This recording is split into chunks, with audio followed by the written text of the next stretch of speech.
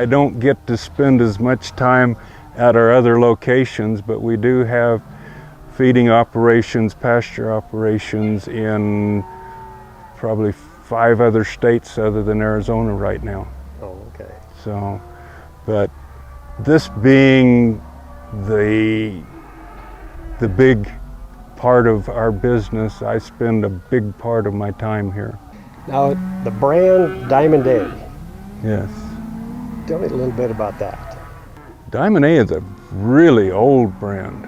I was looking back at some papers that we had a registration, not Choya Livestock, but the Diamond A brand was registered in California in like, I think 1889 or something like that. And we do have it registered in California in Choya's name. We've got it in Arizona and New Mexico. Now you alternately, it's Diamond A Ranch or Big Boquitas? Big Boquitas, yes. Boquitas. Uh-huh.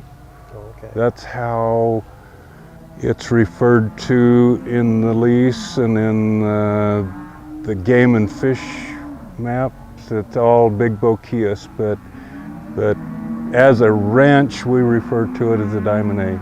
Okay. So how big is the ranch? 770,000 acres. That's a big ranch. It's a lot of miles. Yes, it is. Yes, it is. Yeah. Well, out of curiosity, I kind of looked at the acreage and compared it to some states back east. And you're bigger than Rhode Island. Yes. And you're close to Delaware. Really? Yeah. Okay.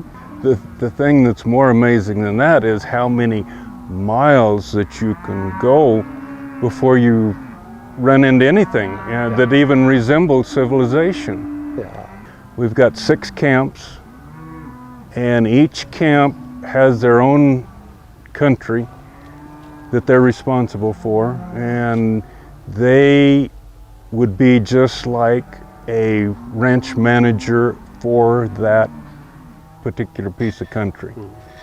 So everything that happens there, they need to know, whether it's the water, whether it's the cattle movement, whether it's other camps from the neighboring that's going to be moving cattle onto them. They all have to have that coordinated and be aware of it, because it's just like their own ranch. And then those, let's see, there would be, out of those 6, there are 4 shipping points of those 6 camps that we can ship cattle out of. And Pica being probably the most important. More cattle are shipped here than any place else. And then Roswell would be next, because Roswell is the real center of the whole ranch. It's whenever there's cattle moving from the winter range, they come through Pica. When they're going back to the summer range, they're going through Roswell. So Roswell sees a lot of activity, and we've got a facility there that we just built 6 years ago that would be comparable to any 100,000 head feed yard. The facilities are that good. Oh boy. So. And the other 4 camps, they're all named? Yes, there's Keesehaw, we can ship from there. We can ship from Camp 16. Then we have Camp 5. I was wrong, we can ship from Hoffman also. We've got 5 of them that we can ship from. We've got corrals and scales at every one of the other camps. Yeah. Now, cow numbers, are they kind of evenly distributed among the 6 camps? No, because some camps are going to have cows there only during the summer or during the winter.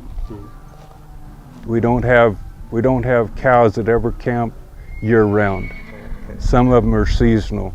This one here at Pica is year round.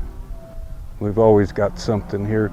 This country is low enough that we winter cows here and summer them also.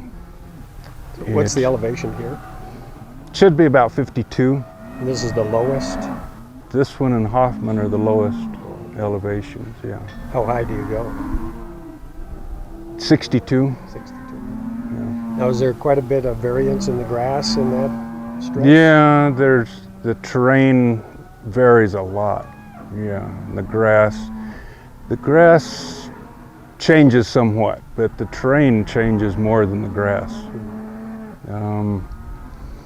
We've got, as you can see, the cliffs and the top country here. It's more of a rocky, and it's got a lot more trees or shrubs, we'd call them.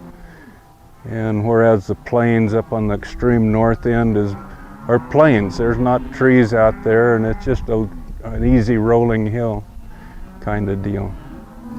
And what about the grass? What kind of grass? The main grass is grama, and we really do like our grama grass. It doesn't come until summer. We've got to have monsoon rains to bring it, but it will grow extremely fast once we get some monsoons in the summer. It'll mature in the fall, and it will be our mainstay for feed source during the winter. And it's not that it's got a lot of nutrition.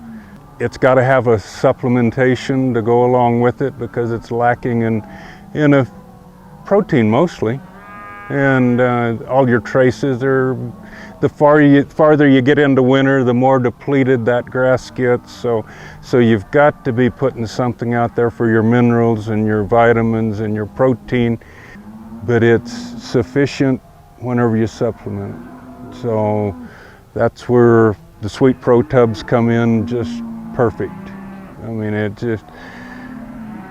we've tried to do supplementation in different styles and different formulas, and we've gone through a lot of trials and tribulations, and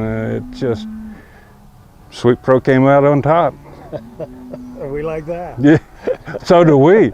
You can't believe how many miles and gallons of diesel that we've saved by being able to put out the tubs versus some of the other products. The other products just will work you to death. Yeah. And it gives you no time to do anything other than supplement your cattle. SweetPro is the best that we've found. We've gone through several other products, not several, we've probably gone through all of the other products and have had not the good results that we've had with SweetPro. We've been able to save on man hours and the amount of time that these pickups and trucks have to run around and make deliveries to all of these different locations where the cows are. So we have a kind of a double dip situation to where we're so pleased with it because we get the nutrition and we're able to do it in an efficient and least cost type of situation. So that's... And been doing it a while. Yeah, we've been on SweetPro, is it 5 years now or is it just 4? Somewhere around there, Yeah, but I think 5. I wished it would have been sooner. Yeah. So. Yeah. And is it still pretty much the Fibermate 20 is the main? Yes, Fibermate 20 is just right where our cows need to be. Yeah, if you give them anything that's any softer than a 20, they overeat, and 20 is just right, just right.